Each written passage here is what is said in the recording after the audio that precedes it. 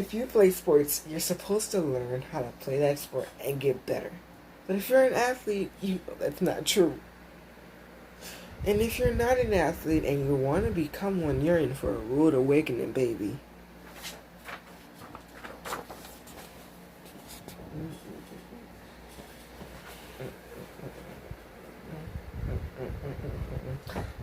Top 10 types of athletes. Hi, my name is Ahmad Jalen Pickett. I don't know why I'm saying my whole name, but whatever. Hi, my name is Ahmad Pickett. And athletes, either you love them or you hate them, or you have some third-party opinion. But no one cares about your opinion.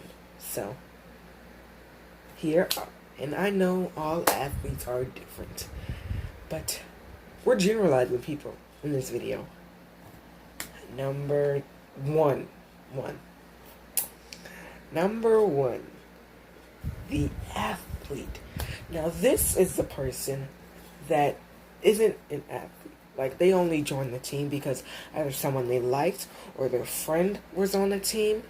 And most of the time, they don't even want to play. In rare cases, they will end up enjoying the sport.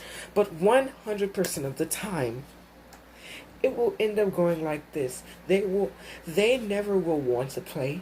And if they have to, they won't care if they're an atheist. They will literally pray to God that they don't have to play in that game.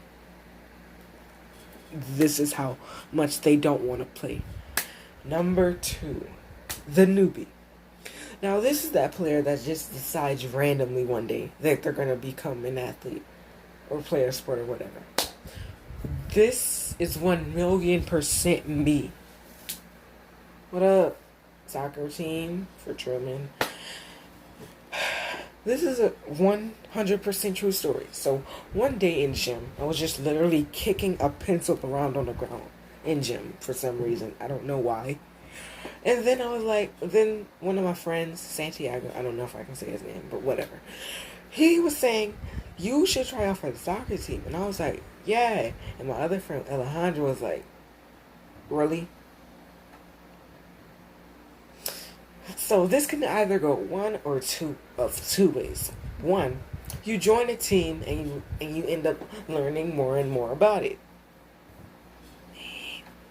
Or number two, you suck so bad, you quit before the first game. Number three, All-American.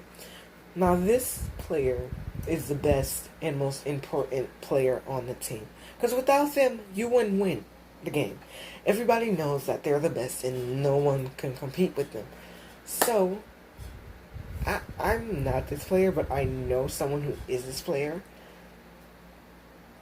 So I know how it feels to be the opposite side. Number four, the injured galore. Now, this is the player that always manages to injure themselves for some weird reason. Like, they join the team, then something breaks, or something else happens, and they manage to never play one game. How do you break your leg while sitting down on your chair? Like, dude, like, are you mental? Do you have psychological problems? No, not psychological. Physical problems that cause you to break your legs? And then for some reasons, in some cases, that person gets mad when the team loses.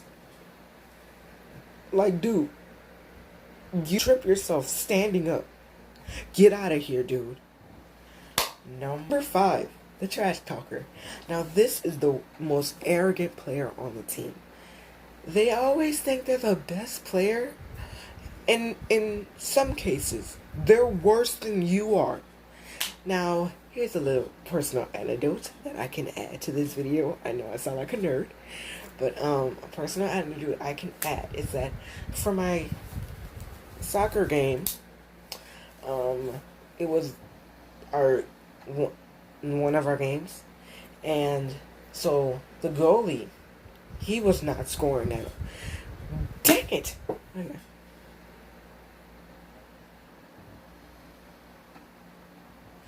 So the story is, we were at a soccer game, and the goalie was saying, y'all suck, y'all suck, y'all suck, y'all not stopping them from scoring. I was doing what I had to do. I made sure that thing couldn't score. But the thing was, the goalie wasn't stopping them from scoring. So what we supposed to do with the fact that you suck at your job? I mean, it was the game that was going to get us into the playoffs. We ended up losing, but good job. I mean, it's kind of a good thing, because that was our last game. Because of Corona. Number 6, the fumbler. Now, this is different from the injured galore. This player doesn't injure themselves over and over again. But the thing is, they always manage to play in a clumsy way or look awkward while they're playing. I don't know why they do. For some reason. Like, for some weird reason, they always look clumsy while playing and make the worst plays of all time. I don't know why they do, but they do. I don't get it. But, like, this is pretty high on the worst. Number 7, the know-it-all. Now, this is that person that thinks they're a professional athlete like Drew Brees. In some cases, they're worse than you are with your trash self. No offense. Subscribe. So, they don't do anything at all. Like, they think they're best. They think they're the best. They're professional athletes like Drew Brees, like I already said before. Sometimes they're worse than you. They're worse than you, buddy. And the know-it-all does not show any respect towards their team members, and they treat them like total trash. Hence the name, the know-it-all. They act like they know everything, but in actuality, they really don't. So, let's go to the next thing, which is number 8, the veteran. This is actually my favorite one, because this is that player that has played for a really long time in that specific sport, and the team actually looks up to them. They're not exactly the All-American. They're not specifically the best, but they're the most experienced. And whenever the team's going through a bad time, unlike the trash talker, they will not push them down. They will uplift them, help them rise and become a better person. That's why it's my favorite. And I kind of know someone like this. It's 2-in-1. The All-American and the veteran. Those are the best players. Number 9, the teacher's pet. Now, this is the player that never gets yelled at or nothing bad happens to them. Most of the time, they're either related to the coach, like their son or daughter, or their 20th or 4th cousin or whatever. And I hate them. Like, for some reason, if they break a window, they will literally blame the other person, and that person will get in trouble. Like, I don't care if that's your daddy, uncle. You need to get your butt whooped. I will call my mama, and she will whoop you for you, or for whoever the coach is, for you, you idiot. And they think and for some reason, they think they're better than everybody. But in all actuality, they're not.